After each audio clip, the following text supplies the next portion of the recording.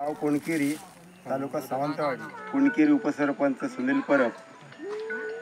आज वन विभागाच्या कर्मचाऱ्यांनी लाल तोंडाची माकडं आमच्या गावात येऊन पकडली आणि गावातील लोकांना थोडासा दिलासा मिळायला सुरुवात झाला आहे. कारण वेळोवेळी शासनाकडे पाठपुरावा करून ही लाल तोंडाची माकडं, काळ्या तोंडाची माकडं आपली शेतीची भरपूर नासधूस करत होती. आणि त्या अनुषंगाने पालकमंत्री रवींद्र चव्हाण साहेबांशी या विषयाची हे दिलेलं होतं, निवेदन दिलेले होते. याची दखल घेऊन शासनाने, वन विभागाने ही मोहीम राबवायला सुरुवात केली. काल परवा माडखोल गावात एक 60-70 माकडं पकडली आहे. कुणकेरी गावामध्ये 15-16 अजूनही 100-200 माकडं अजून शिल्लक आहेत. तर आज ही पकडल्यामुळे थोडासा लोकांना आशा निर्माण झालेली आहे. आमचा गाव हा भरडी पिकानं पारंपरिक पिकं घेतली जातात. नारळी, सुपारीची झाडं आहेत. या झाडांची खूप फळझाडांची नासधूस करत होती.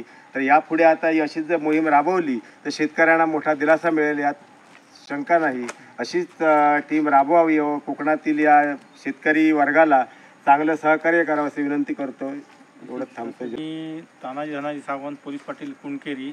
मी प्रथमतः वन विभागाच्या रेस्क्यू टीमचे स्वागत करतोय. कुणकेरी गावात हे लाल तोंडाची माकडं आहेत, ती भयंकर उपद्रवी ठरलेली आहेत. त्यानिमित्ताने आमच्या गावातील ग्रामस्थांनी वन विभागाकडे वारंवार तक्रारी किंवा निवेदनं देऊन ते आज त्याची वन विभागाने दखल घेऊन कुणकेरी गावात उपद्रवी ठरत असलेले लाल तोंडाची माकडं आज वन विभागाच्या रेस्क्यू टीमने यश संपादन केलेलं आहे. आणि ही मोहीम अजूनही थोडे दिवस चालू राहावी कुणकेरीत अशी मला आशा वाटते. चांगल्या परिणाम आणि रेस्क्यू टीम आहे, उदाहरणार्थ आमचे रेडकर, माजी वनसेवक सेवानिवृत्त झालेले आहेत, बरोबरची त्यांची टीम, सर्व मंडळी चांगल्या पद्धतीने काम करताना त्यांचे मी अभिनंदन करतोय कुणकेरी गावाच्या वतीने. बस एवढे सांगून मी माझ्या दोन शब्द संपतो.